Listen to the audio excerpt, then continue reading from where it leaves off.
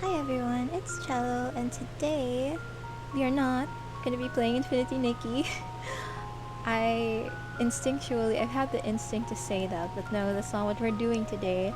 Today we're gonna be playing a visual novel. This is called Your Glass Heart in My Hands. It's part of a toxic Yuri game jam, which crazy thing that exists, but I'm all for it.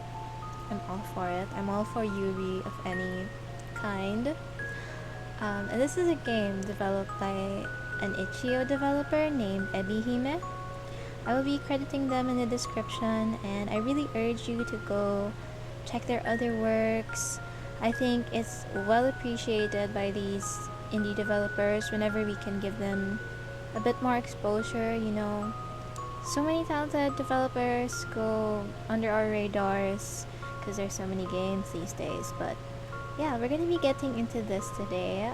The title screen alone has me very excited. We got dolls, and we love that over here on Cello Doll channel. And we're just gonna get into it. Okay. You're fast asleep. You're drifting through the darkness, a seemingly endless abyss from which there is no escape. The darkness shrouds you from all sides. It lays on your supine body, thick and heavy, like a mantle, pressing down upon your lids until it threatens to dislodge the eyes which lay behind them. You are lost in a deep, dreamless sea, a sailor tossed amongst the towering ocean waves. The darkness is more unforgiving, however, than any waves, for it does not undulate. It is there eternally, perpetually, an immovable, unshifting constant. The darkness is in your ears. It stops up your nose. It would fill your mouth too if you dared open it. It would choke you like so much dirt poured into the gaping hole of an open grave. The darkness grounds you, it buries you, and it consumes you. There is nothing but the darkness, leagues and fathoms and feet of it. But you were a person once, before you found yourself in this sorry state. You had a name once. Perhaps you had several names and thoughts of your own, feelings too. You had friends, a family perhaps. You had a life. You might have had many lives. You are one, yet you are many. Fragmented, your past dances behind your eyelids, like shards of glass, sharp to the touch, and yet will you reach out to touch these broken bits and pieces of your past? Do you dare? Oh my gosh, wait. I'm not ready to choose. I'm not ready. Okay, so we're gonna choose our love interest here. I didn't expect that we would be choosing one. I don't know. I like them all. I kinda like the nerdy looking one. Let's go. You continue to drift in the darkness. It submerges you like tar, like oil. There's something oddly reassuring about the darkness, something soothing. But you know you cannot drift forever. There's work which needs to be done. Is to dot and 'tis to cross. There's a mountain of paperwork awaiting you, and all sorts of charts which need collating, all sorts of reports which need to be written. This work will not sort itself out, and you know full well, even as you drift, that she is not going to do it herself. She has always been so slip-hod and slovenly, so incredibly careless. She does not call out to you. There is nobody to call out to you, but you are still able to force yourself awake. You have woken yourself for the last 2 years, and you are certain you will continue to do so, no matter what curious avenues your life might take you to. You no longer have any maids to rouse you. You only have her, and the thought of her waking up before you is farcical. Farcical? She has never once woken you, save for by accident, and she has stayed awake long into the early hours of the morning to study, when she has tripped over a pile of books, and the resultant crash has steered you from your slumber. There is no crash this morning, however, No resultant whimpers of pain. There's only the sound of the chirping birds outdoors, an uncomfortable crick in your neck. Did you fall asleep at your desk again? It wouldn't be the first time. You wince. An unpleasant, sour taste fills your mouth. When was the last time you brushed your teeth? And your brows furrows. Though you know your responsibilities well, you still feel weary. Part of you, rather a small part, mind, but it is still there, would like to sleep just a little while longer, shoring up your strength before she sends you out on any further fetch quests. But you cannot drift forever. She is waiting for you, and she relies on you. She might be a genius, but she is completely hopeless when it comes to everyday affairs. She can cultivate life inside a petri dish, but she doesn't even know how to dress herself. She will wither away without you, like a rose in the winter. She will suffer and sicken, with nobody to brush her hair, to prepare her food, to make her bed, to ensure that she lives. She cannot do anything on her own. This savant sister of yours, this rare and unusual idiot, who cannot even scramble an egg without starting a fire. Damn! And so, you force yourself to wake up. You blink, and when you do, you wince. It is as you thought. You did fall asleep on your desk, amidst several scattered documents, charts and graphs, and all manners of miscellanea you can't even begin to name right now. There is an uncomfortable crick in your neck and in your back, and a sore taste persists in your mouth. The taste is unpleasant, almost acrid, and you wince. You can't quite place it, not for a few moments, but a glance to your right, at the cacophony of cups placed amidst a sea of documents, soon clears that up. You were drinking coffee last night in an attempt to keep your eyes open. Endless cups of it. Well, that explains that mystery. It is little wonder the inside of your mouth tastes like a charnel house, or that your head hurts so much.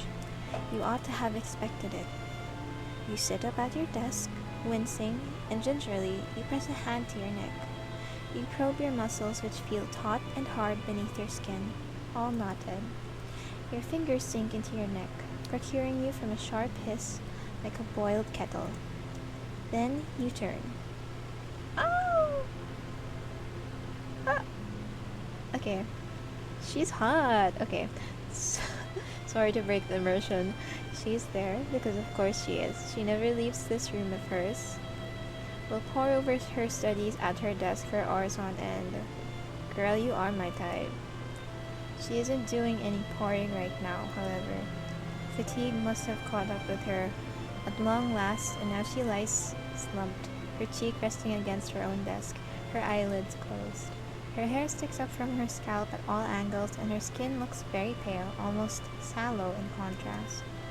She snuffles a little as she sleeps, her chest rising and falling. Her fingers are curled upon the desktop, as small and delicate as a young girl's. Everything about her is small and delicate, a diminutive figure. Her clothes always seem too big and baggy for her. As a result, she looks almost half-formed, swamped by her own skirts. She looks like a child playing pretend, a young girl who has rifled through her mother's wardrobe, pulling on the clothes within the random. But her mother died many years ago, as did her father. Oh! The diva. That is why she was sent to live with you, in your decently sized abode, when you were both young girls, only 10 years old apiece. Okay, so this is like childhood besties to lovers. She is your companion from childhood, but she is also, by the same token, so much more than that. Hello, Yuri! Your father was acquainted with her father. They went to university together. Yaoi? Was this old man Yaoi? And their daughters ended up in Yuri. Okay. That's not good now that I think about it, because if the dads were together, that would make the daughters, yeah, forget that I ever said that. They went to university together and once were business partners, though they lost contact over the years. In most other stories, that would be the end of matters. But your father somehow heard that his former friend's wife had succumbed to an illness, his friend to the grief which ensued. In the wake of these unfortunate deaths, there was nobody to look after the young daughter which was left behind, until your father, always a bleeding heart, resolved to take her in. He welcomed the strange, pale-faced, bookish girl into your home, and your life changed for good. Before she appeared, your days were horribly dull and drab. You stayed indoors like a good little girl, for that was what your mother wanted. She was something of a hypochondriac, and you played with your dolls. Yes, I did. That's very lore accurate to cello doll. You attended your lessons, and you read only the books which were considered appropriate for a young girl. And you always took care to mind your manners. You were well-bred, well brought up, well behaved, and you were horribly, achingly, indescribably bored. You railed against your lot in life, but only ever internally. As a young lady, you knew better than to say what you really thought, to try and make a scene. You did everything that was asked of you without complaint, while inside you screamed and raged and gnashed your teeth at the stupid, officious, pompous banality of it all. Until she arrived on your doorstep. You had never met her before, and you took against her at once, especially when your father asked, in that hopeful way of this, you treat her like a sister. A sister? A sister. You've never heard of anything so preposterous. She was a stranger. How could she be your sister when you were nothing alike? Okay, don't... If this is your love interest, that's kind of weird. She looked foolish in your hand-me-downs, with her fair hair tied back futilely, for it never lay flat, with your ribbons, so much so, you laughed at her. In the beginning, you thought of her as an amusing distraction, something to take out your petty childhood rages on. You would kick her covertly at the dinner table, and you would pinch her as you passed in the hallway, and you never did let her play with your dolls. Damn, girl! She's bullying her! You scorned her and you sneered at her. Until that fateful day when poor Safi suffered an awful mishap. Oh, it's a doll!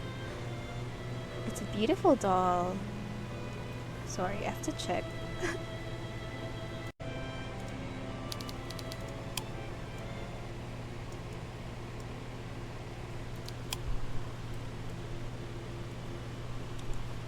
You were skipping along in the garden, Safi in a tow, imagining that you were a grown lady, that she was your small daughter, when you stumbled.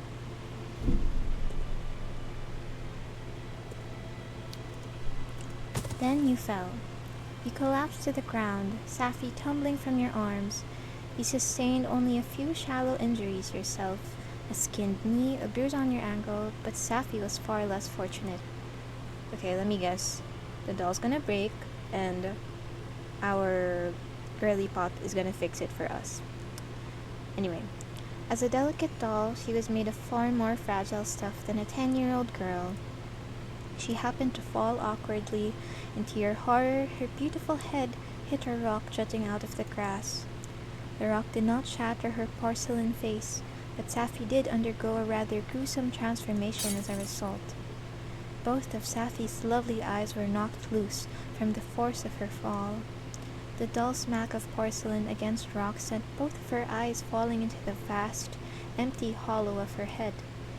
You scrambled to your feet after you fell, then grabbed hold of your poor doll. You stared at her, shaking. And then, upon seeing her empty sockets, you began to scream.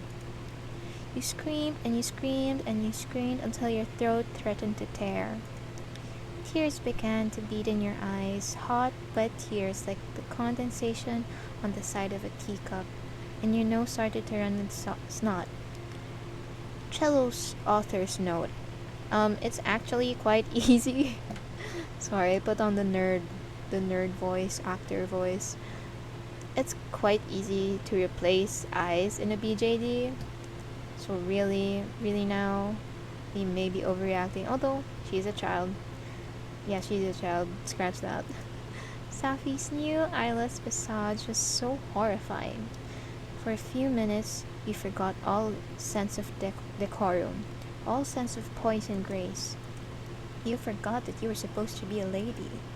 You cried not as the daughter of a baronet, but like any gutter snipe would upon being cut out filching a loaf of bread. You cried so loudly and so very excessively that your plaintive wailing could be heard across the garden. A nearby gardener started while pruning the topiary hedges, and he dropped his shears, almost slicing off a few of his toes in the process. Damn! The gardener was unharmed, fortunately. Not that you much cared, in the throes of your immense grief, but the same could not be said for your poor Safi. She looked so frightful, with those empty, staring sockets where her eyes once had been. You could not look at her. She started to scare you. Your beautiful doll, whom you had loved as dearly as if she were an extension of you.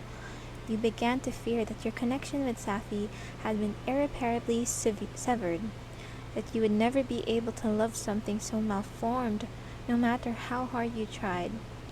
Damn. But Safi's fate was not set in stone. Your sister soon heard of what had occurred, and she asked to see Safi later that night. As I'd said, as I'd predicted. Then, in a muted voice, she told you that she might be able to help. She sounded sincere enough, but you did not immediately trust her. In fact, in the beginning, you did not trust her at all. You had never been kind to her. After all, you had seen her a an usurper, and your household a competitor for your parents' affection, and you worried she might use this as a chance to retaliate. You wondered initially if she meant to do Safi further harm, if she would smash her porcelain head to pieces like sand on the beach, but your sister sounded sincere enough, and she looked the part with those wide and innocent eyes of hers. She seemed genuinely concerned for Safi's plight. And what did it matter, you told yourself, if she did harm Safi further? Your poor beloved doll's eyes had already fallen inside her head. Let your sister fiddle around with her. She could hardly hurt Safi more than she had already been hurt. You shrugged carelessly as if Safi's plight did not matter to you, and casually gave your sister permission to probe her. She could take a look at Safi if she wished, though you doubted anything would come of it. It seemed unlikely she would be able to fix her. This is what you thought, at least. But then a miracle occurred. Your sister had Safi for only a brief while, 15 minutes, if that. During this small window of time, however, she was able to fish Safi's clanking eyes out of her cranium. She set the eyes back into her place, her slender fingers quick and nimble, and handled her back to you without any flourishes, with only a quiet, monosyllabic "here." Initially, you found yourself incapable of believing it. You marveled at how your sister had managed to repair Safi, leaving behind no trace of her interference. Why, Safi looks as good as new. What black magic had your sister used to heal her? Your sister looked at you flatly and said there was no magic. She hadn't done anything special. I just put her eyes back into place. I had to saw open her skull first, to fish them out, but I put her back together again. Her hair covers it, so you can't even see the seam. It wasn't that difficult. Yes! Cello Doll approves. I do customize BJDs, Blythe dolls in particular. But with the Blythe dolls, there's a seam lengthwise along her head. Middle of her head lengthwise. And you can also barely see it. It's covered mostly by hair. Oh my gosh, sorry for the ramble, but it's really hard to pull it apart. You kind of have to put so much pressure on the seam so that her head cracks open. And that's kind of freaky, because you're working with a Blythe doll. Expensive, right? So when you hear that crack sound, it's like, ugh, did I break it? But no, I was really supposed to do that. And then you can mess around with the eye socket and everything. Yeah, I customized Blythe dolls. Anyway, back to the story. It sounded difficult to you. despite your sister's explanation, difficult and incredibly technical alongside it. But you were so relieved to see that Safi was alright, you didn't bother to press the issue. Instead, you smiled, your faith in the strange girl swelling within you. You had never much cared for the pale, pinched girl who had come to stay with you. But this single interaction converted you. Your new sister had saved Safi. Though she had been under no obligation to, you had always been perfectly horrible to her, yet she still came to your aid, without asking anything in return. Aw, cute. After that, your opinion of your sister altered. You began to see her not as a parasite, but as a true member of your family. Ever since that day, you endeavored to make her feel welcome, and in so doing, apologize for how cruelly you had once treated her. You stopped trying to trip her in hallways, and you stopped playing mean-spirited jokes on her. You began to spend time with her instead, inviting her to take part in your imaginary tea parties and perusing her favorite books by her side. You listened to your sister talk, faltering at first, of her parents. How they had died. You held your sister during the first and last time she sobbed for her deceased mother, and you ran your fingers through her hair. You told her, your voice as soft and soothing as your own nursemaid's, that it would be all right. She didn't need to cry. You were there for her. You promised your sister that you would pledge yourself to her, and that is exactly what you did. Now, more than a decade later, you and your sister have remained inseparable. Not twins in the biological sense, but the spiritual. Your sister once told you that she dreamt of becoming a doctor. Or no, a scientist. It was her dream to revive the dead. Oh, that's so sad. So that she might be able to see her mother once more.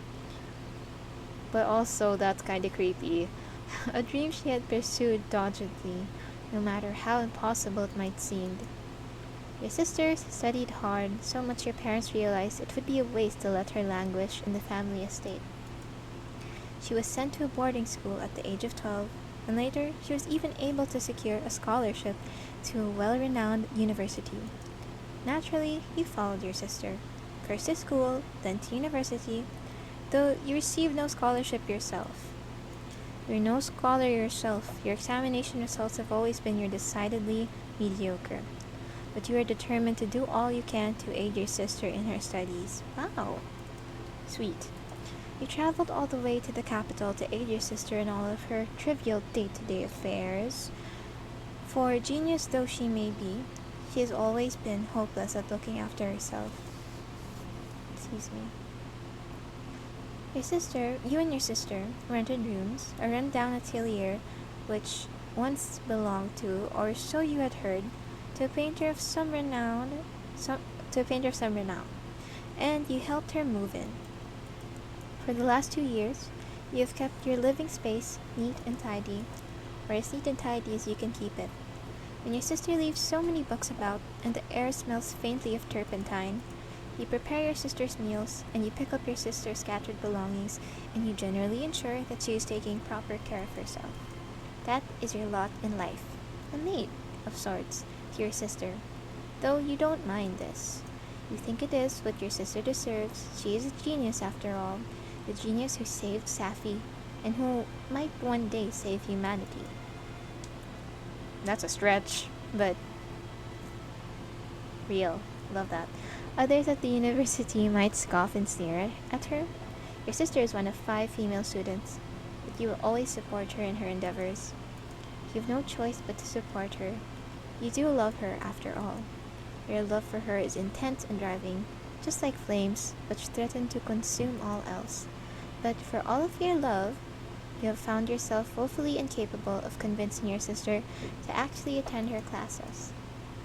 She has become more and more ensconced, I forget how you pronounce that, ensconced in her research these last 6 months, ever since she stumbled upon the findings of Dr. Godwin. Upon discovering this enigmatic doctor's thesis on life after death, your sister has redoubled her efforts to eradicate all illness, all disease, the very concept of death itself. So enamored she has been She has stopped attending classes. No! She has stopped going inside. No! She has become a complete recluse. No! And were it not for you, you fear she might have wasted all away already in the prolonged pursuit of knowledge. Naturally, you try to dissuade your sister from focusing too intensely on Dr. Godwin's thesis. You try to impress upon your sister the importance of her studies and how wonderful an opportunity it is that she was accepted into the university at all. You know, you told her, in a fit of passion, women aren't allowed admittance into universities. These are places for men, where they learn how to dissect bodies, how to take people apart, how to hold life itself in the palms of their hands. That she was accepted is a miracle in and of itself. Real, feminism, F men, F misogyny. Could she not make the most of this opportunity, which she has yearned for so ardently? Why does she not content herself with studying medicine, so she might help more people just as she helped Safi? Does she not remember how happy she made you? How she cured your poor beloved doll of her awful ailment? Just think of how many more people she could make happy if only she was willing to work for it. You said all of this and more to your sister, hoping it might sway her, but your words were ineffectual. They rolled off her like water drumming against the canopy of an umbrella. I know, your sister replied, in that slow. I know, your sister replied, in that slow and sleepy voice of hers, that I'm lucky, being allowed to study here. It's a once-in-a-lifetime opportunity, which is why I can't throw it away. If I don't indulge in my studies now, Carol, I'll never get a chance. I won't have access to all of these books or all of the equipment I've been loaning from the biology department. I'm not throwing this opportunity away. It's the opposite. I'm making use of the only opportunity I might have, the only way I know how. Your sister stood firm against your dissent, for of course she did. Ow, I bit my tongue. She always has been so determined. Despite being so diminutive, so dogged in her perusal of the ultimate truth, you knew that she would never listen, that she is far too stubborn. Wonder what zodiac sign she is. It's kind of giving Capricorn or a water sign of some sorts. Gemini. So in the end, you folded, just as you always do. Sometimes you wish you had been harsher with her, but you fear if you had spoken to her too sharply, she would have turned away from you altogether. Then you would no longer have a sister. There would be a hole in your heart where once your love for her lay, and you would have broken. Your sister is your sun, who illuminates your dreary days. It is she who gives you a purpose, and it is about her you revolve. Without her, without her, you would not know what to do with yourself. You need her, and you cannot deny the shiver of delight you feel when she calls you by your childhood nickname. Caro, my Caro. To all the others, you are Caroline, a posh, proper name, but not to her. To your sister, you have always been Caro. I'm trying to feel, what's the word, giddy about that, like the specialness she expresses towards Carol, but at the same time, like the mention of your sister is like, hello. I know they're not blood related, obviously, and I have a feeling they're gonna veer away from, of course, the sister dynamic, but right now it's giving hello. You knew the moment she addressed you thus that any argument you might have thought to make would be summarily defanged.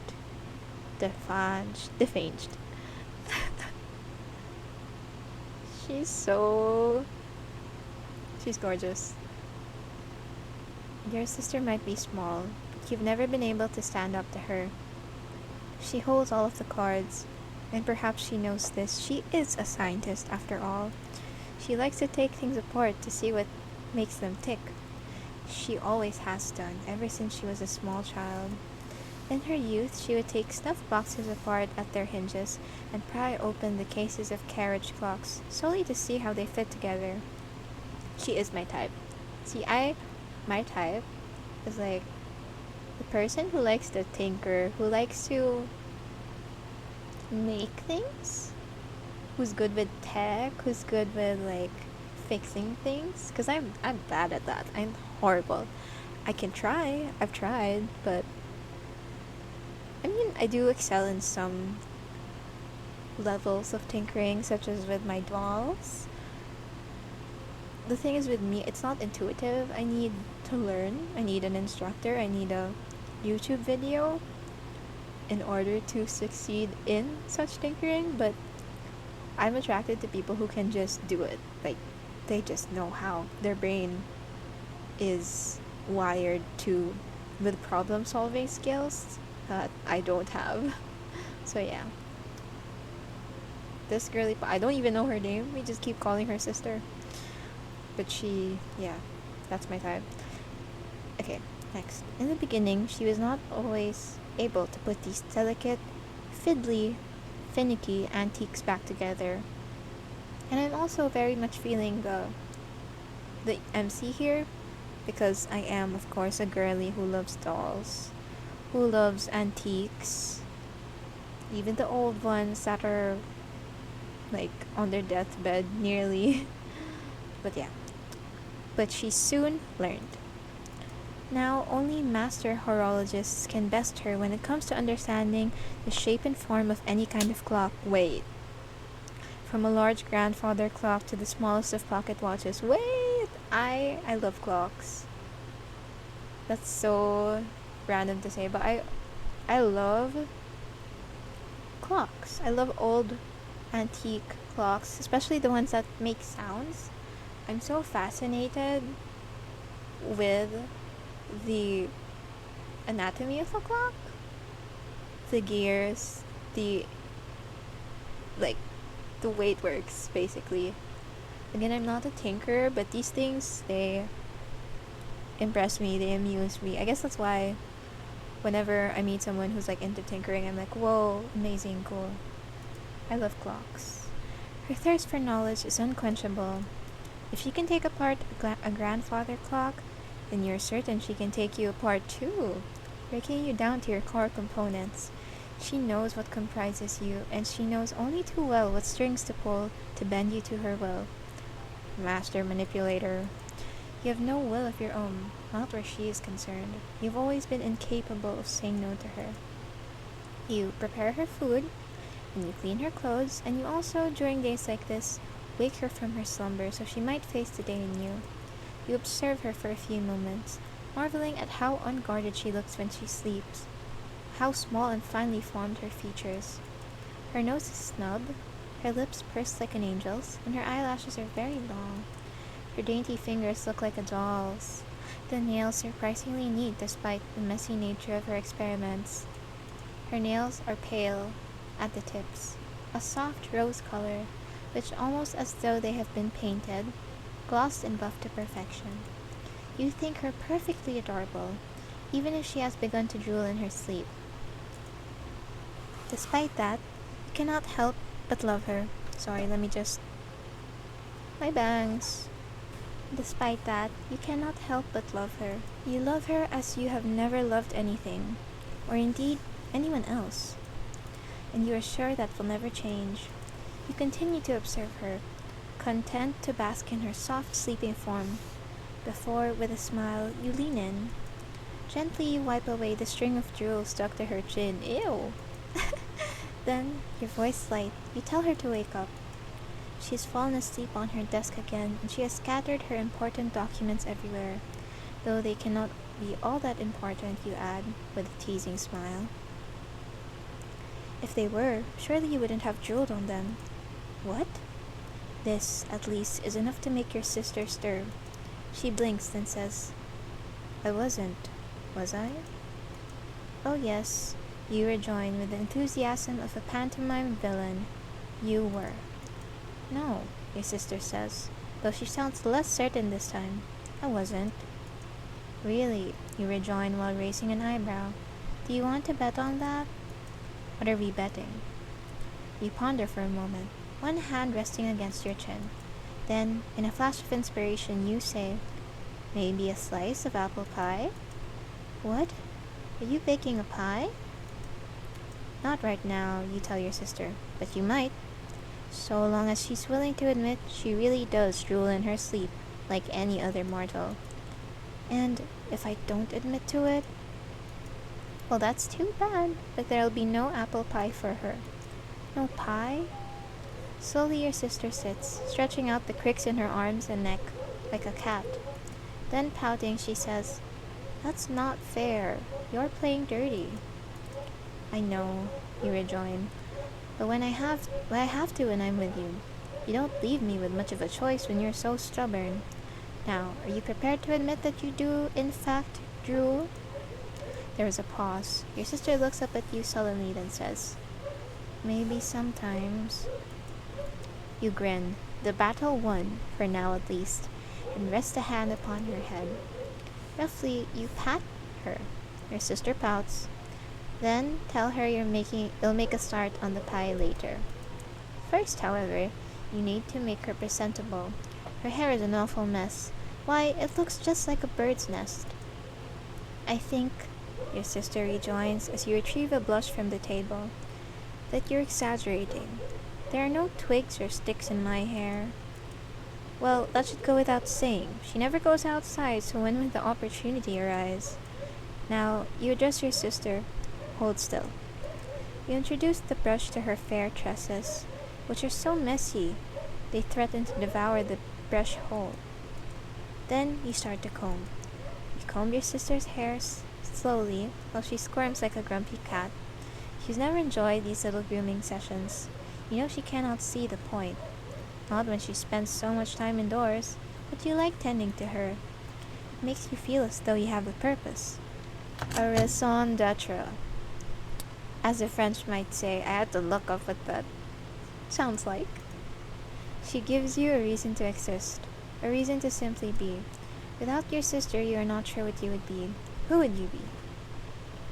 And if there's something at all alarming about that thought, you choose not to dwell on it.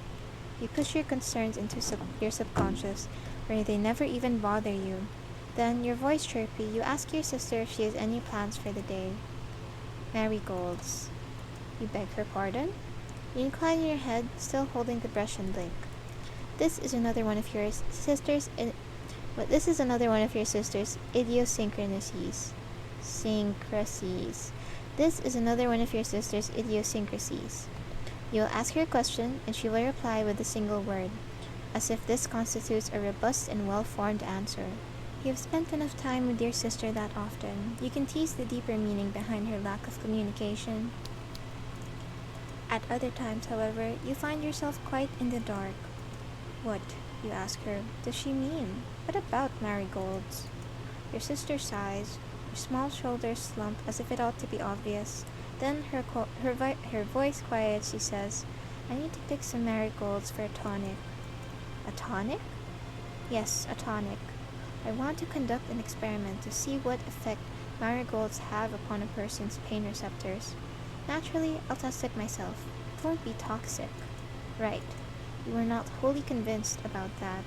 Your sister's definition of not toxic seems to differ from that of ordinary people, but you try not to be too perturbed. Marigolds are not a rare and exotic ingredient. They can be purchased rather cheaply in bouquets at the florist's, and you know there are a lot of them by the Riverbank. In fact, you find yourself hitting upon an idea. You tell your sister that, if she needs to gather marigolds, you might as well go together. You know a place where they bloom in abundance, if she wishes to come with you. What? Your sister looks at you flatly, her eyes narrowed, lips pressed together in a flat, featureless line. Why would I want to do that? Well, why not? Was she hoping you would fetch the marigolds for her ill-gotten experiment for her? That is exactly what I was hoping, your sister says. And my experiment isn't ill-gotten. There isn't anything suspicious about it. It sounds like she's protesting too much. No, there really isn't. It will be perfectly safe. You hope so, else she won't be able to enjoy your apple pie later. I will enjoy it.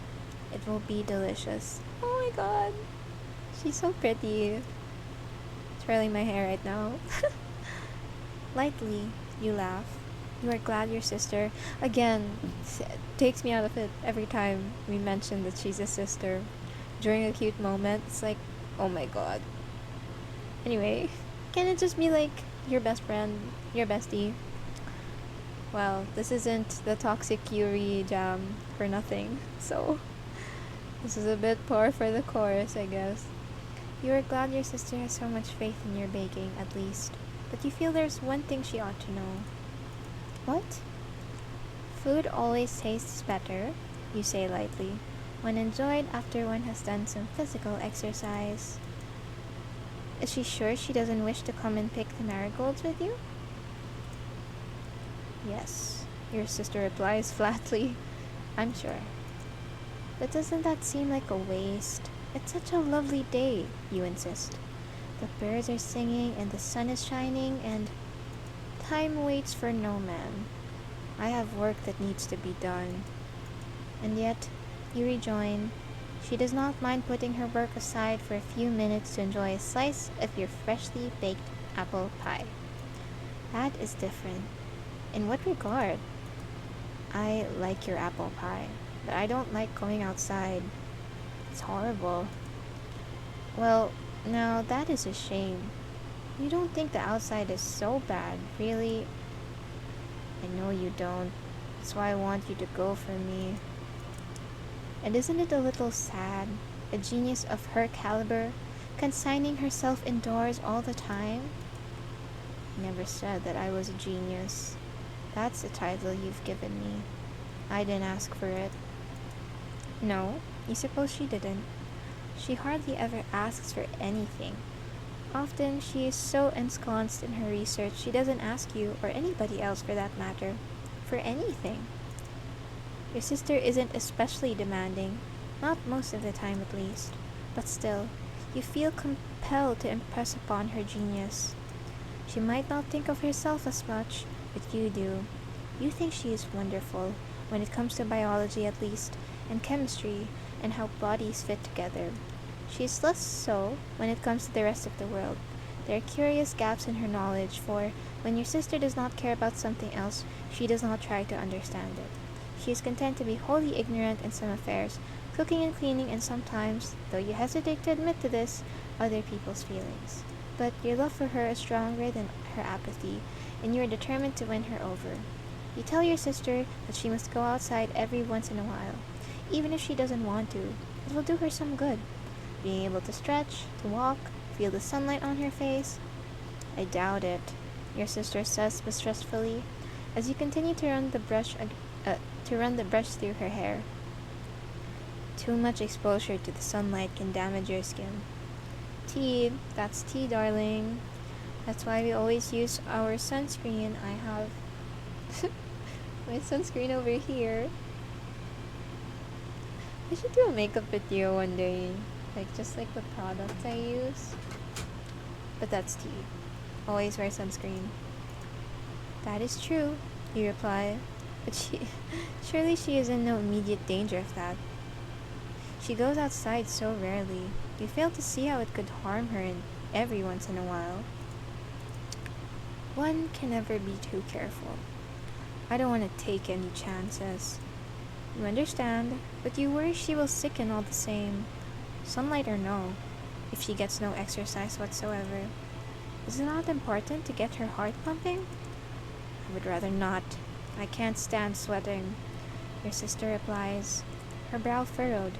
But then she catches your eye and she sighs. Well, all right then. She eventually capitulates, as she often tends to when you really press her. If you insist, I suppose I can go on a little walk. You resist the urge to punch your fist in the air in victory. You do not want to seem too smug, and instead smile.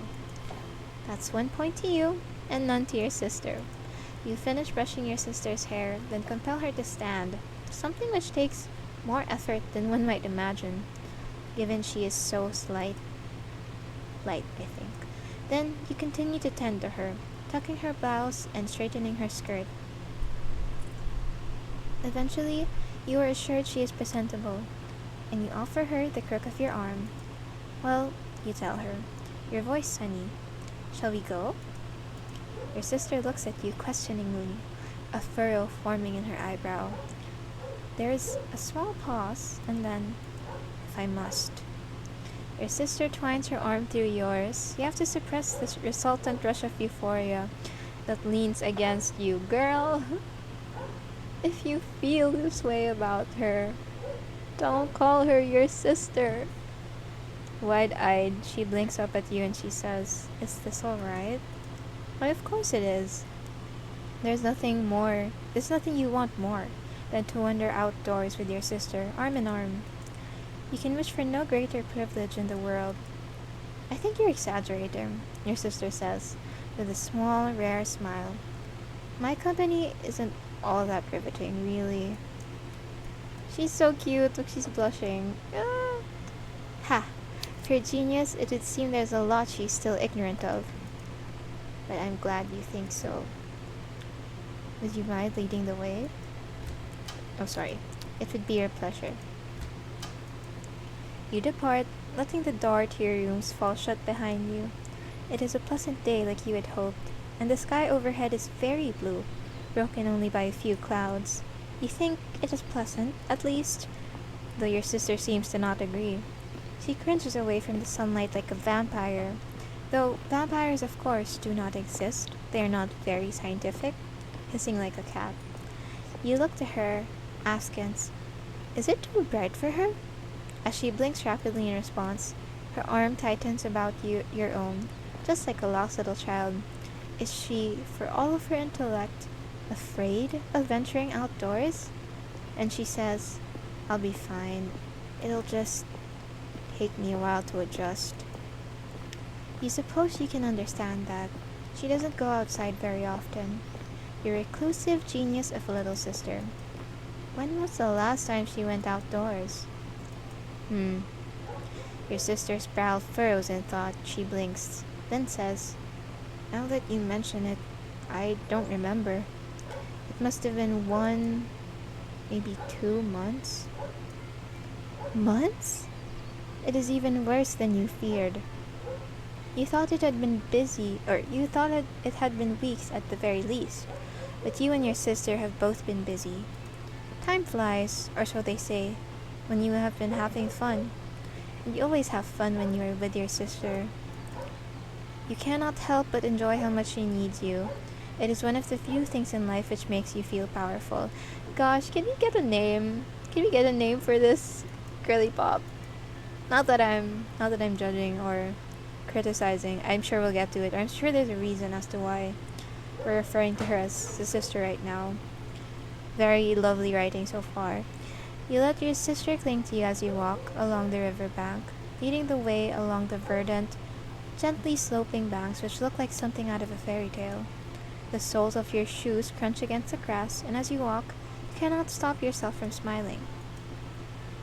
Your sister might be a genius, but she cannot conduct experiments on her own. You are irreplaceable, and this thought is enough to put a spring in your step during your wanderings. I mean, you say that, but I have a feeling the sister's gonna experiment on her in a yuri way, in an effed up yuri way. You are able to find the flowers your sister needs by the riverbanks, swiftly enough, but you have no desire to enter excursion there. It has been 2 months since your sister last exited her atelier, and it would seem a shame to return so soon. Since you were able to persuade her to step outdoors, you might as well enjoy the moment a little longer. You glance at your sister, a small smile playing about your lips, and you ask her what she would like to do now. Does she have any plans? Plans? Your sister blinks, then says, I always have plans. Now that we have these marigolds, I want to brew this tonic. Time is of the essence. Yes, She has said that once already, but why is she always in such a hurry?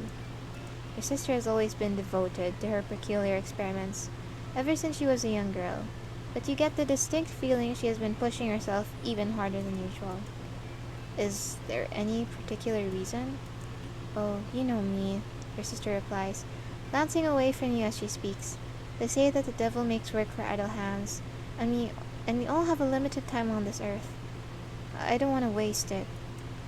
You can see the logic behind that, certainly, but you are concerned that if your sister spends too much of her limited time indoors, she will forget what makes life worth living in the first place.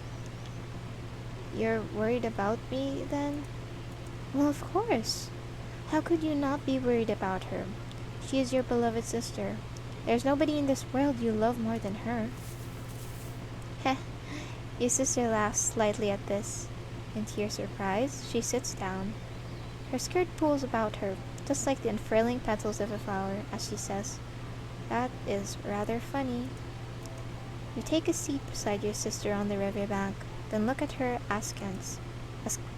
Askance? What is funny? That you love me so much?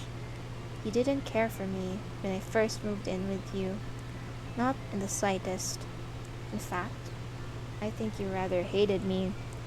Well, that's true, because she bullied you. Our MC bullied the sister until she fixed the doll, and she was suddenly like, yeah, I F with that. You're my sister now.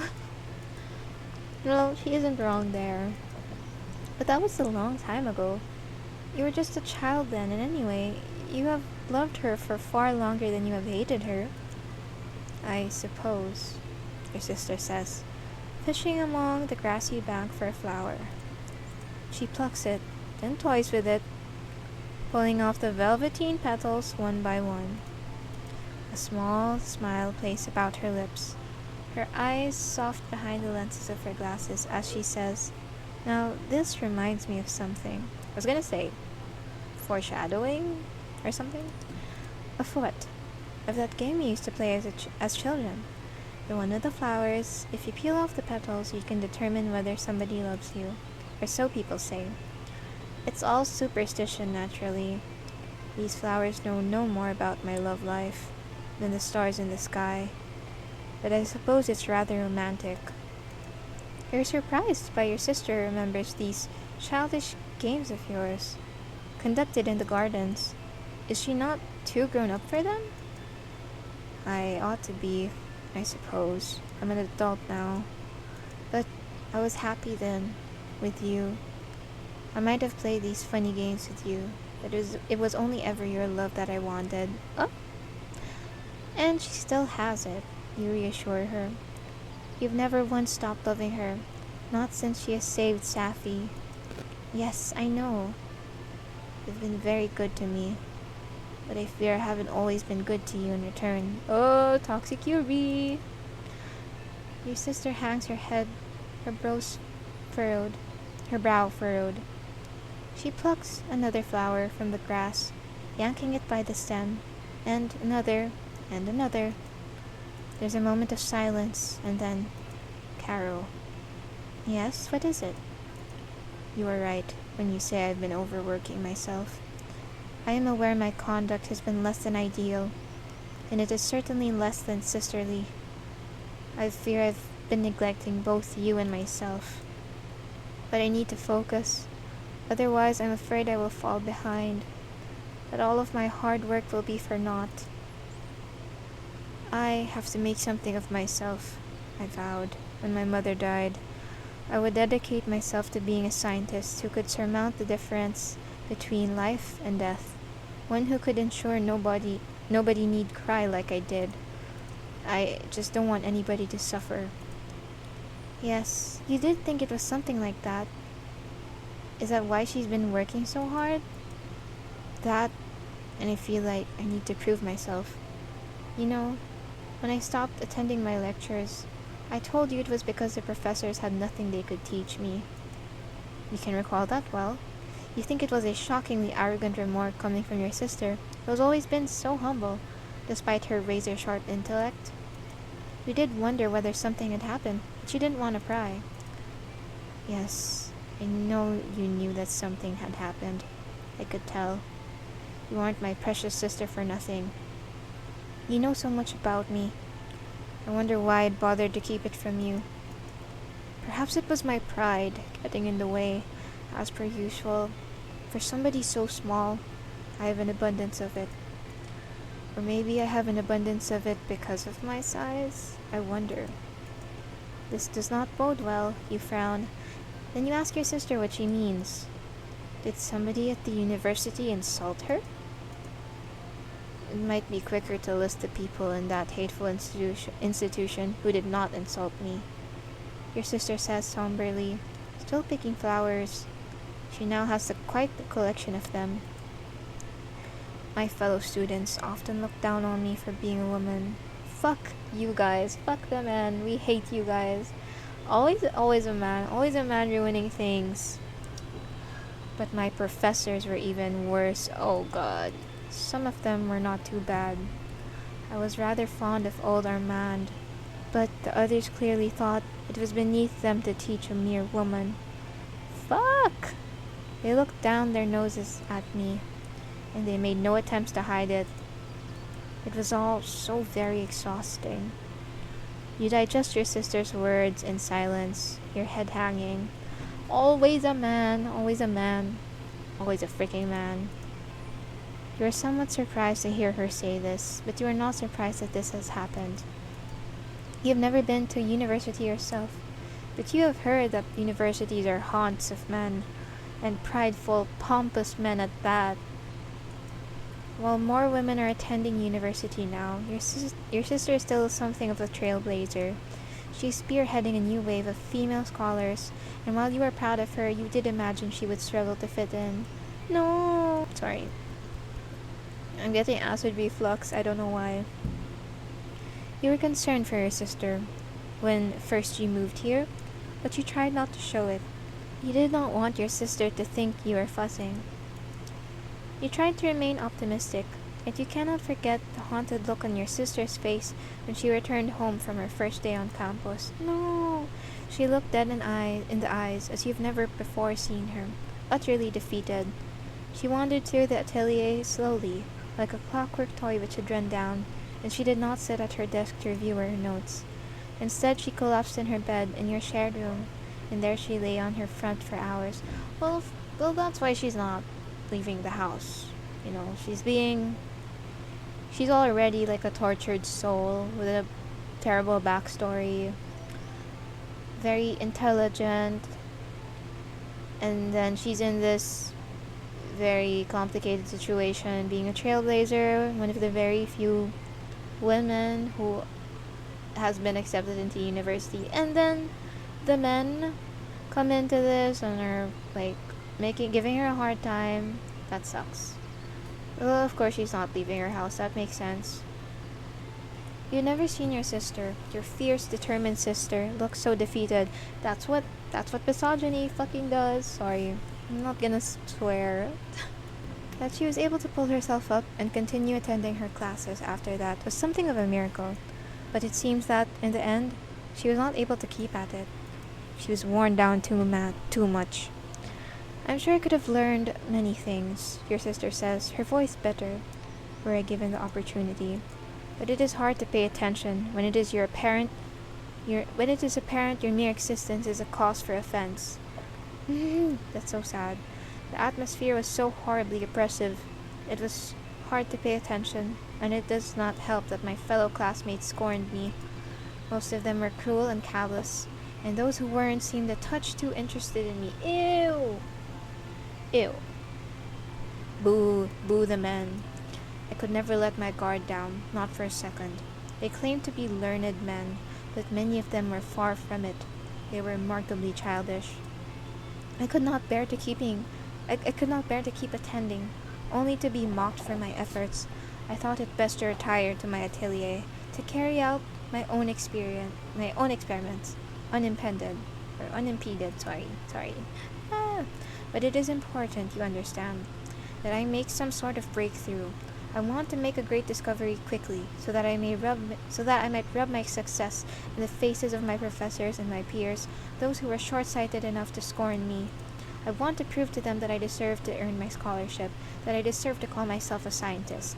I wish to make a great breakthrough that will make them gnash their teeth together in envy, that will make them feel as small and as pathetic as they made me feel. I want to show them that they are the truly stupid ones. I need to best them at their own game, Carol, and I am sure Dr. Godwin's thesis will help me. I am so close to hitting upon something big. I'm sure of it. I just need to work a little harder. My goal will be soon in sight. But until I have accomplished that, I cannot give up. I have to keep working. It is the only way I can prove to myself that my existence has worth. It was not some mistake my mother died instead of me. I have to do this until I succeed in my research. I am nothing. I have nothing.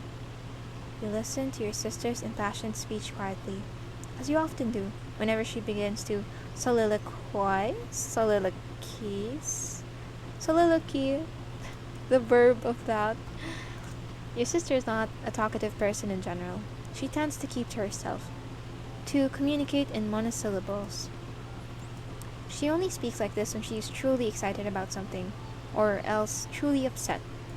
You fear that her research into the nebulous land of the dead is a fool's errand, yet you want to reassure her regardless. Your sister is a genius after all. She can do no wrong, though she is mistaken on one point. Oh? Your sister blinks. She inclines her head and says, "What is that?"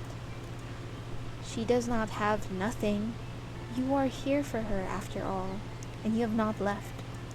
Come what may, you will always be by her side. Your sister inhales. She blinks and says, "Always?" "Yes," you reassure her. "Always." Oh, Carol, sometimes I think you are the only person who understands me. You are the only person I can rely on, the only person I can turn to. I just hope that you don't hate me for what I'm about to become. Hate her? You frown, then ask her why she would say that. You could never hate her. Do you mean that? Really and truly? I'm betting on it. She's gonna experiment on us. She's gonna experiment on us. I feel like that's what it's building up to. Yes, you reassure her with a moment's pause. You mean every last word. You will never turn against her. Even if she experiments on you? We'll see. And that is a promise. How could you when you love her so much? Oh, Carol. Your sister's expression softens, like sunlight spilling through the gaps in the gray and gauzy clouds. She leans in, her face a little flushed, and for one mad moment, you think that she might kiss you. You're half expecting it, actually. Your eyelids are beginning to fall shut when... I always knew I could trust you. You might not be related to me by blood. No! Sister's owned. Yet, you'll always be a sister to me. No! Your sister reaches out. Oh my god. You see No! You see her holding something. A circlet made of delicate orange marigolds, picked from the tall grass which sways along the riverbank. Your sister's hands are nimble and quick, and though she is trained with her scalpel, she cut open several cadavers before she stopped attending her classes. Whoa, okay. We have never once mentioned that. Cadavers. She works with cadavers. Oh well, she's a scientist. Destruction is not the only language she is well versed in. She is also gifted in the art of creation. And the crown she has fashioned for you out of these lovely golden orange marigolds is so beautiful you could weep. If only you could preserve it in formalin, the crown and this rare afternoon spent together by the riverbank. Then, you think you could face any hardship without flinching. Your memory of your sister and of this precious moment would remain in your heart forevermore, and you would never have to feel sad or unwanted, or uncertain again. You return to the atelier soon enough, after this little talk with your sister's marigolds in hand. You were not gone very long after all, only an hour or so, if that, but the brief time you spent outdoors has cleared some of the cobwebs from your head. Your mind feels clear, and your body has been imbued with brand new strength. You're ready to face anything. Now that you know how much your sister needs you, the memory of her body pressed against you burns you, just like a brand, and you sigh from it. Girl, these thoughts of yours about your so-called sister, it's giving citrus. I'm so sorry, guys. I did not. I went into this completely blind. Again, keep in mind this is Toxic Yuri um, VN, so it's part of the story. I have trust. I have trust in this creator. It's gonna unravel. It's gonna unravel elegantly and well, or not. It's going good so far. I think the build up, the writing. Again, I think we're all just questioning like the sister aspect of it all. But okay, we're gonna go with this. You have often worried from the day you realize how much you love her that she might leave you. But your excursion has wiped all such doubts from your mind. You feel reborn, revitalized even, as your sister says. Now that we have the flowers, will you prepare them for me? Like I said, this tonic won't be poisonous. I don't mean to mix anything suspect into it. You wish you could take your sister's reassurance at face value, but part of you wonders, this would not be the first time she has lied to you. Red flag. Most of your sister's lies are of the white variety, uttered to put you at ease, but it is a trick she has resorted to one too many times. Are you sure? You ask her, hands on your hips. The tincture will not be poisonous? Are you really, truly sure? Yes, your sister replies, her composure unwavering. I am sure. The worst it can do to me is give me an upset stomach. All the same, you would rather not risk it, especially when you promised to bake her an apple pie earlier. Is there any way to record the results of this curious tonic? Not initially. We would need to give it some time. I still want to try, though. Well, of course she does. Your sister is adventurous, and she's willing to try almost anything, even the most poisonous parts of a pufferfish, at least once. If not for you and your presence, she would have killed herself at least a dozen times over from her curiosity. But you're there for her, and you cannot dissuade her. Oh. And you can dissuade her against her more problematic impulses. You know when your sister is lying too, and you think, though you do not know, she is probably telling the truth about these herbs. They're probably safe. You do not want to risk incurring her disappointment in any case if you were to throw them away, and doing so would void the value of your walk along the riverbank.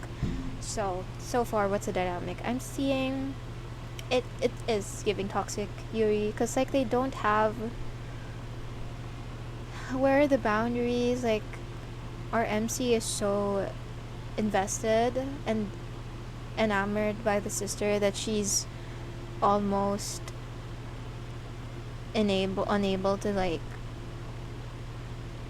persuade her into like not doing things that seem dangerous or risky. She's not, and the sister is like not often honest with her. She has once again said many lies, albeit of the white variety, to make it doesn't make things any better. So like the dynamic here is that the sister or the MC really seems to be like people pleasing to the sister just because she feels so much for her.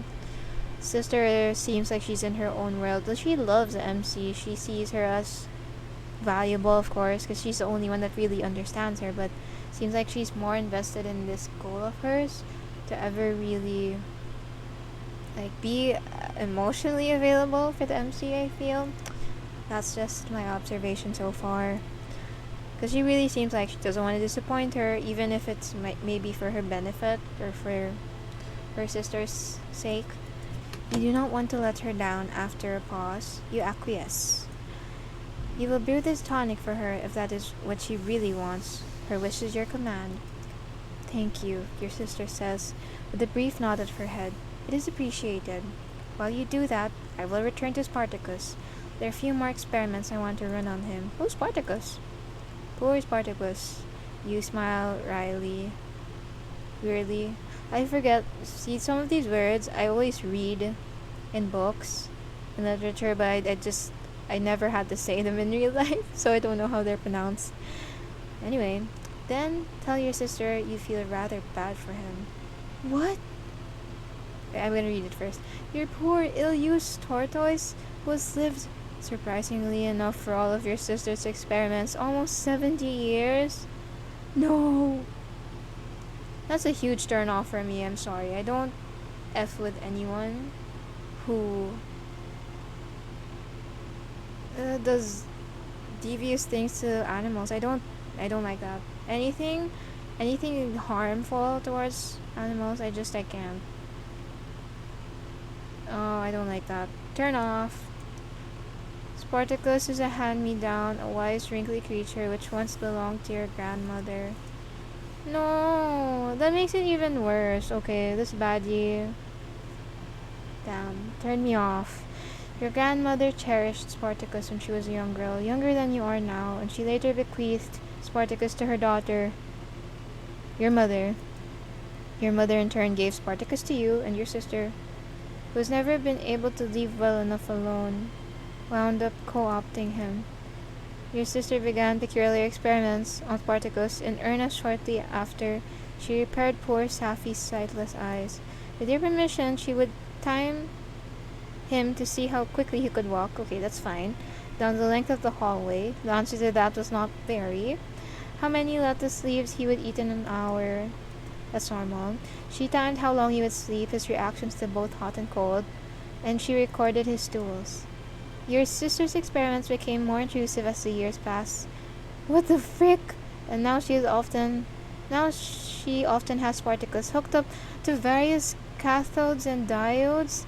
Not that Spartacus seems much to mind. He endures his suffering in a serene, graceful manner, like an old man who knows his time will pass, or his time will come soon to a close. You do not always like the things your sister does to Spartacus.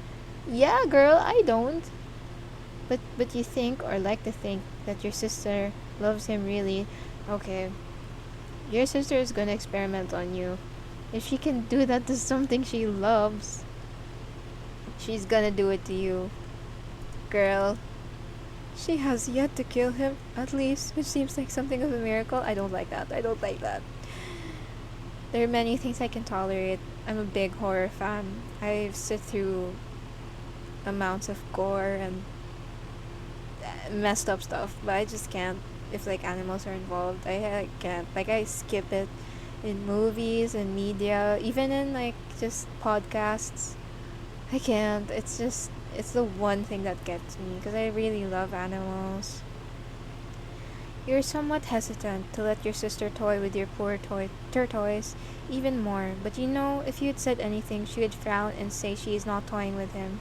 Girl, we need boundaries. We need an intervention. Cause like, sure, she's a scientist. She needs something to experiment on. But maybe not an animal. Why not experiment on one of the men? That's my grand idea, recommendation. Let's use the men. The men that bullied her. We can experiment on them. Let's not bring animals into this. No, big no for cello. Okay, anyway, moving on. Your sister takes all lives very seriously, even the life of a tortoise. Well, I do not play. Your sister always says, her voice cool. This is all for the greater good. Don't nag so much, dear Caro. Okay. Girl, it's over. We're over. That's right, you tell yourself. Don't nag, Caro. Leave your sister alone. No! You're both adults now, and you need to learn to get along. You tell your sister she may do with Spartacus what she pleases. And she nods sleepily in response. No. Of course I can. He is mine after all. Mama, it's foreshadowing. It's foreshadowing. Of course, you reply with a nod of recognition. Everything that is yours is your sister's. But the same does not hold true that everything that is hers is also yours. Oops. Sorry. Oh, no, no, no. Sorry. There's a definite imbalance here, and an inherent unfairness which underpins your interactions. That's what I've been saying. It's toxic. We need to go to counseling or something. But you love your sister so much, you do not want to question it. What does it matter if she runs electrical currents through poor Spartacus at odd hours? I would say it does very much matter. That does not alter how you feel about her. You do not think anything could. You love her so much you wish that things could stay like this, indefinitely. You and her, and your elderly tortoise, who accepts being tortured with a benign nod of his head. Average, toxic lesbian relationship. What the hell? But you know that this is wishful thinking. Nothing can remain the same forever. As living beings, you naturally exude kinetic energy. Your lives are constantly in a state of flux, especially your sister. A few days follow after your journey to the riverbank, and your sister has been in a curious mood since. She constantly paces about the atelier like a caged tiger, and she has been muttering to herself with alarming frequency, "She's gonna experiment on us! I just know it!" You can hear her muttering now, even as you try to work, her plaintive tones breaking your cocoon of concentration. No good. It's still not enough. It's nowhere near enough, your sister mumbles, sounding more upset than you have ever heard her. More upset than you knew she could be. You blink, bemused, then lift your head. You stare at your sister, who is in turn staring down at herself. She is looking down at her arm, so pale and slender, with the sleeve of her shirt rolled up. Her arm is very pale, but it is pockmarked here and there, with red bumps and lumps, curious burns, old scars, new scars, and blue-black bruises. You know that your sister has performed any number of peculiar experiments on herself. She often brings her fingertips to the flame to see how she can hold them there, draws her own blood from the inside of her arm, scrapes away even her dead skin to examine beneath the lens of a scope. The sight of her bruised arm is not, therefore, too shocking. You are aware of your sister's peculiar proclivities, as it were. Know every single cut and burn and bruise on her arm as though they are your own. But all the same, you do not like the disconsolate way she is looking at herself. Your sister is examining her injured, abused arm as if she claims no ownership of it, as if she does not know it. See, this is really like setting up for you to be harmed by her, because like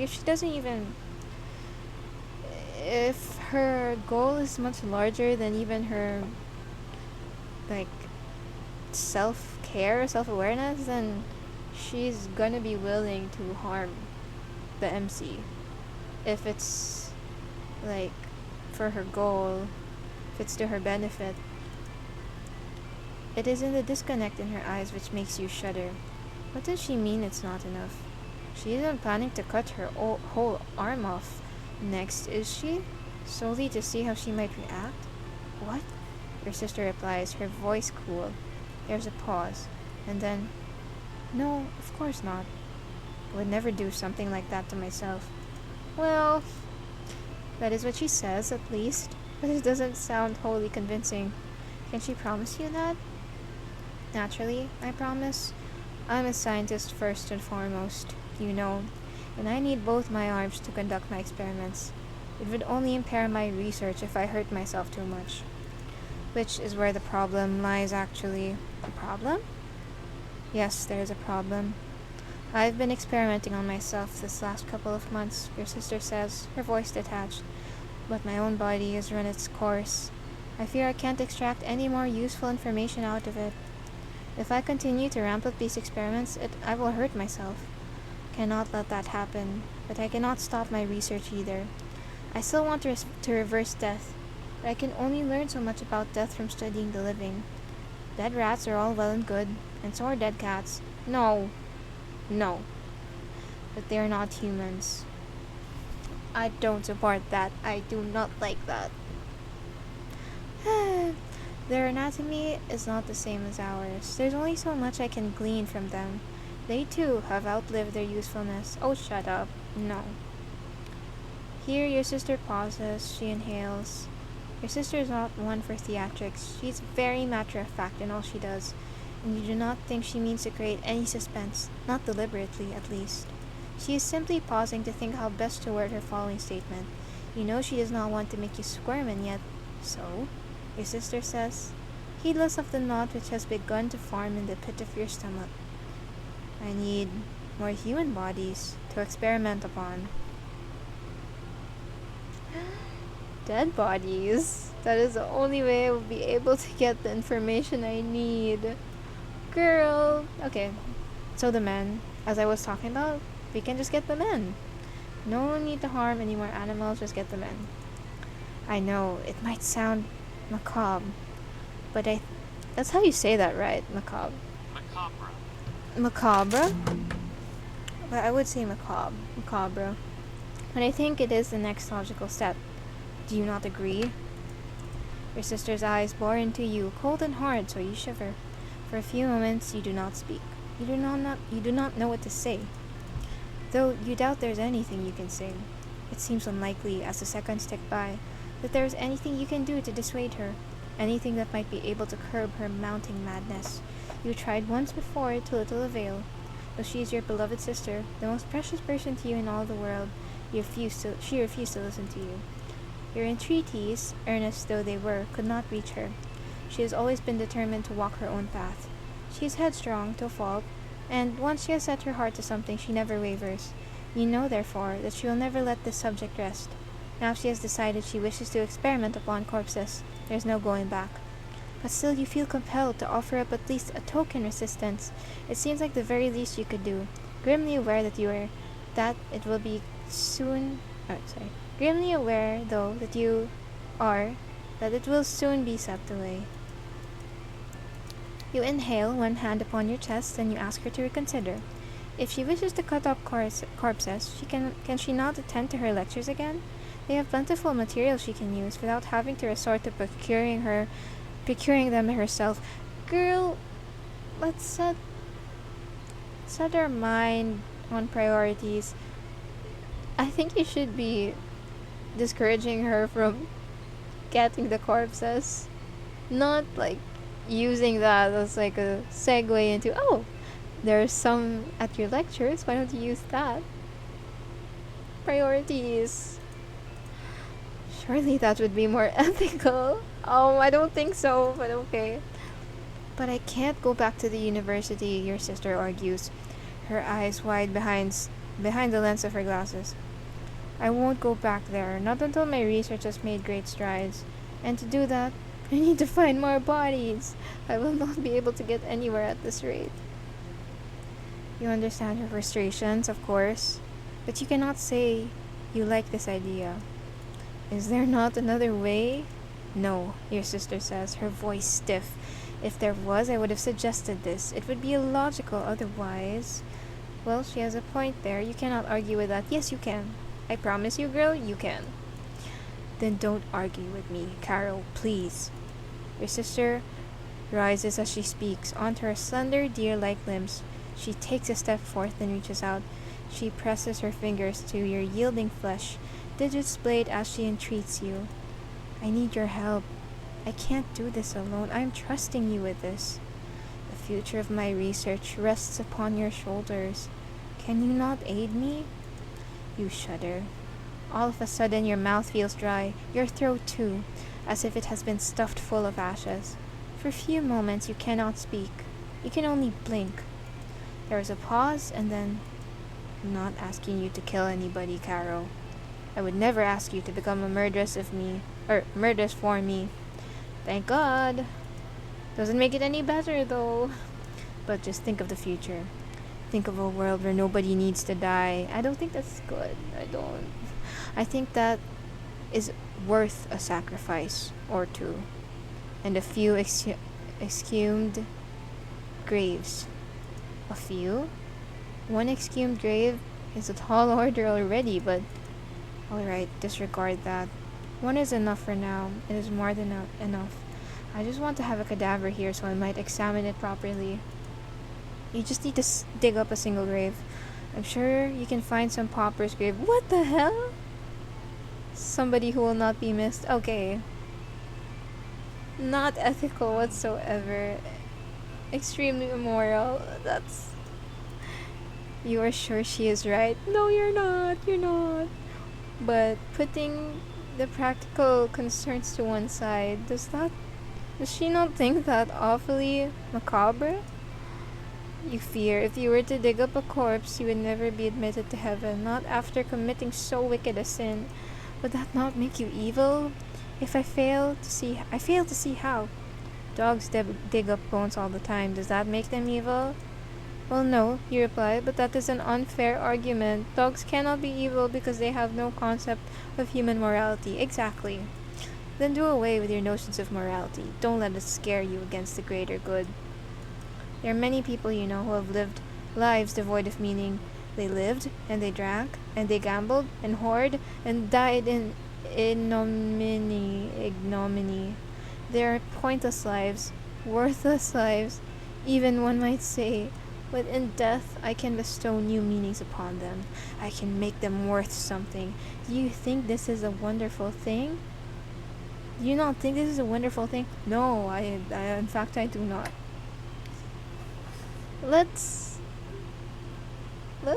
seek counseling, Mama. Let's dial it back a bit, 'cause no, Mama, we don't see it as a wonderful thing. You're intelligent, you're hot, you're cute, you are a tinkerer, which is very, I like that, but you're also, something's up, something's wrong in the head with you. You look at your sister mutely, her palms still cupping her cheeks, her eyes so wide and searching, you can drown in them. You would hesitate to call this wonderful. Your sister's determination, her raw, unshakable certainty makes you shudder. But in the end, you capitulate to her whims. You have no other choice. Your sister knows exactly where to press and what to pull to make you fall into line, to make you obey. Well, it doesn't take much, does it? All she said was like, oh, they were worthless anyway. We need to give them worth. And our MC just folds. She's like, you know where to press. You know how to press my buttons. You know how to make me fall in line for you. Which is like, no. Stand up, girl. Stand up. Lesbians, my gosh. And I can say that because I'm into girls. And you would not have it any other way. It is because of your sister that you find yourself in the local graveyard later that night, with nothing but a lantern to light your way. It is a dark, cold night, not quite stormy, not yet, at least. Though based on the grey clouds which swirl overhead, a storm isn't beyond the realm of possibility. You would draw your shawl about you, but your hands are otherwise encumbered, occupied by the handles of a wheelbarrow, which you co-opted for your dark bidding. Oh my gosh, we're actually doing it! You intend to use this barrow to transport the corpses from the churchyard to your home. The corpse you will most definitely dig up and bequeath to your sister, for that is what she wants. It is what she asked of you.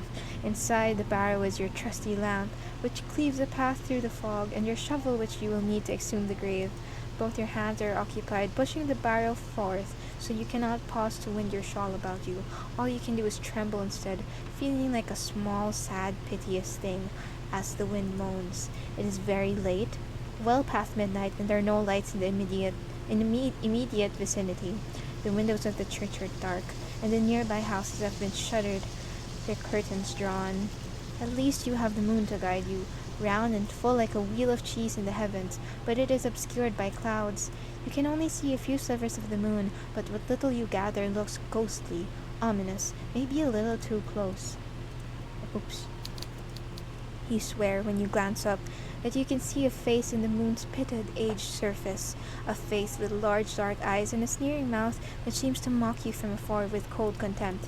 The wind sighs, however, steering the clouds like a witch's brew, and when you look up once more, you cannot see the malevolent face grinning at you. Did you imagine it then? Surely you must have. You are nervy. Well, of course you are. It is awfully late, and you cannot help but jump at the smallest of things. Oh my gosh. You hear ominous whispers in the undergrowth, feel cold fingers of fog brush your ankles with every single step you take. Every sound, no matter how subtle, makes your heart stand in your chest, while every sigh of the breath sounds like an omen. You do not want to keep going. You want to be rid of this night, to flee from it, curled up beneath your sheets, where the darkness and the fog and the ominous light cannot reach you. But your promise to your sister prevents you from running. You cannot look back now. You cannot bear to disappoint her. Yes, you can! Turn back now. You can disappoint her. Oh my gosh. The thought is enough to break your heart, which has never been made of stern stuff. I mean, yeah, MC is so easy, you guys. She's like, I hate this girl. I hate this newbie. And then once she fixes her doll, she's like, actually, we're besties for life. And then now it's like, that's their whole dynamic. Sister's like, we need to kill people. We need it for science. And their MC's like, yeah, you're right. That sounds right. Let's do that.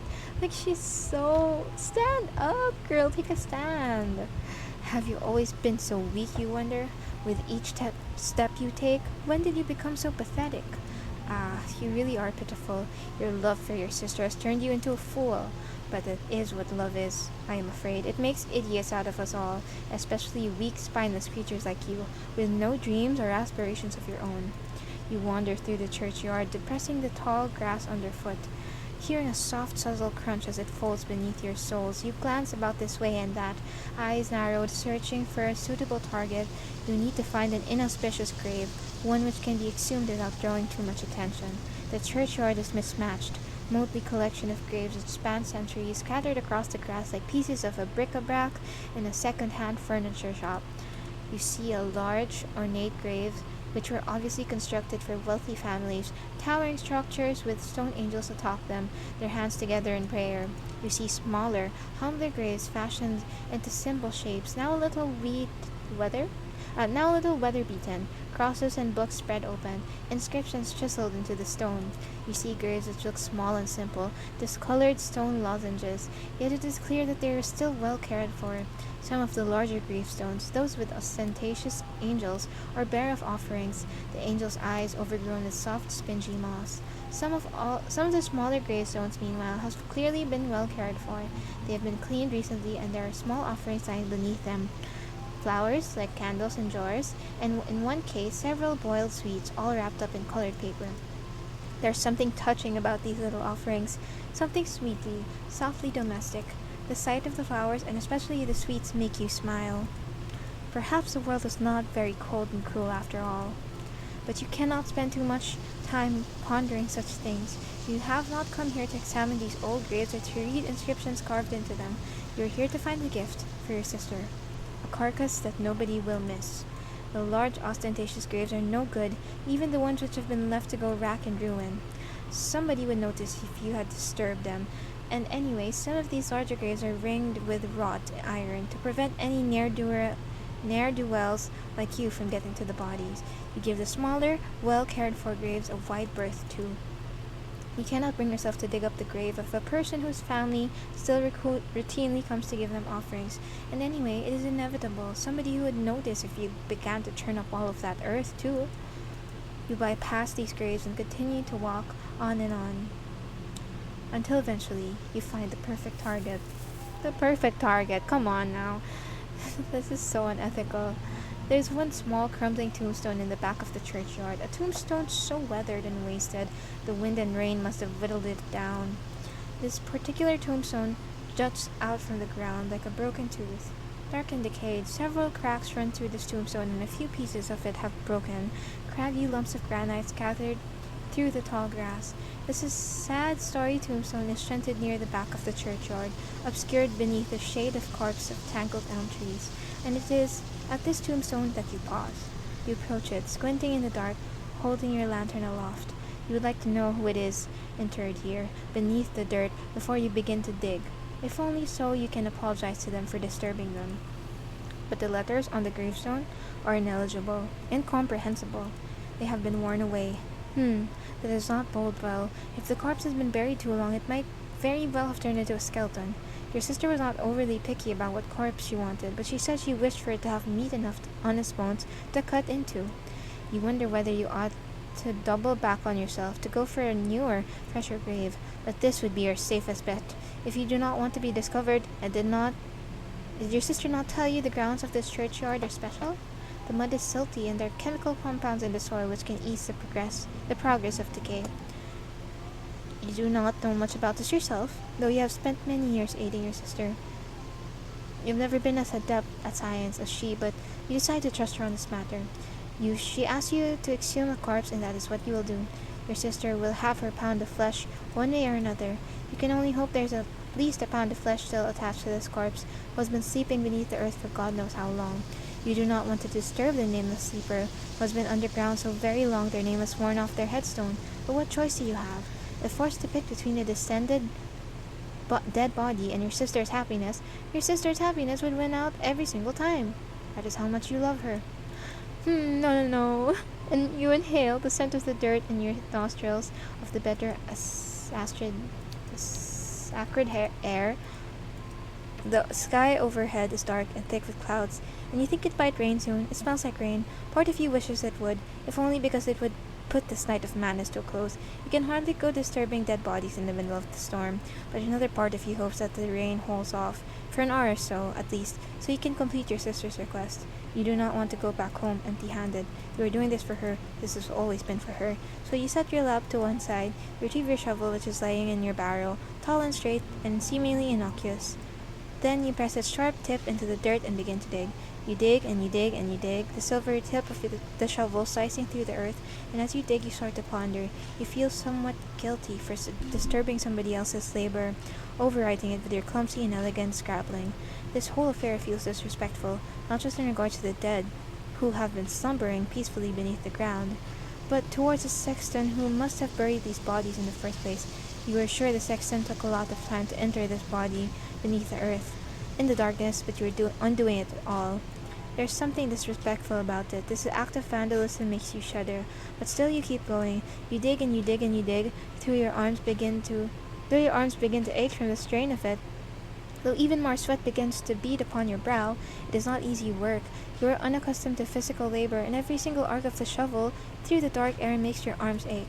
Your fingers tense around the handle of the shovel, taut, and your breath escapes from between your lips and pain hisses. The more you dig, the more it hurts. The strain on your body only continues to get stronger, the pressure almost unbearable, but bear it you do. You have no other choice. You work and you work and you work and you work over and over, until eventually the silver head of the shovel hits something hard, not a stone or a pebble, but something flat and smooth. Is that a coffin? You dig all the more, frenzied like a dog, until at long last you are able to uncover your prize. It is, indeed, a coffin. A roughly hewn wooden thing, which has caved in from the pressure of all the dirt resting atop of it. You'd worry that you might need to fuss with the screws of the coffin and then attempt to pry them out, but you are in luck. You can already see the corpse interred within, glimpses of it, at least. You just need to clear away the large splinters of broken wood, then you can finally free your prize. Your prize? And you won't need to worry about the nails. Simple. Well, it sounds simple when you say it like that, but nothing about this enterprise has been. You do not need to relish the thought of jumping down into the hole you have dug, 7 feet deep. Then, prising open the lid of the worm-eaten coffin. But what choice do you have? You've already come this far, have exposed your prize before your roving gaze. You can hardly back out now. You draw in a deep breath, trying to steady yourself. Then into the darkness you descend. You let yourself into the hole you have dug in, with a dull thud, scattering clods of dirt in the process. The soles of your shoes press against the shattered lid of the coffin, which ruptures beneath your weight, groaning as if in pain.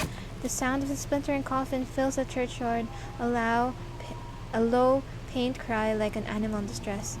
For a few moments you stand there, frozen, your blood ice cold with fear, but nobody came to apprehend you. There's nobody to witness you in this appalling, arcane act. There is just you, and the stars, and the moon. Perhaps the moon can see you from beyond the veil of clouds which it covers, but perhaps it knows what you are doing, a large staring eye, but if it does, it passes no judgment. It cannot speak after all. The churchyard is eerily quiet, in fact, as you set about your macabre misdeeds. You prise open the lid of the coffin, scrabbling with your fingertips, the beds of your nails dark with dirt. It takes no shortage of finagling. You are not the fittest of young ladies, but you're able to make progress. Slowly, you unveil your prize from the darkened depths of its coffin. The flesh still there, but slowing from the bones, the face sunken and the eyes reduced to a putrid jelly within the staring sockets. Okay, I'm gonna stop here. I'm gonna take a break, because the reading is getting to me. My voice is becoming hoarse, and my ADHD is taking over. I am diagnosed, so I can say that. My ADHD is messing with me. Like, I have so many thoughts in my head right now. I'm gonna give it a break, and then we're gonna continue this if you guys like it. Tell me what you think. I've never done a video where I like just read out things, so I want to know what you guys think. I enjoy it, but I want to know if it's boring, if it's fun. What is it to you guys? Thoughts so far. I was liking our love interest. However, we have very questionable things going on, such as the sister dynamic and the inequality in this relationship, as well as like the harming of poor innocent creatures, which I am like super against. But yeah, thank you guys so much for watching this video. I'll see you again in the next video. Bye.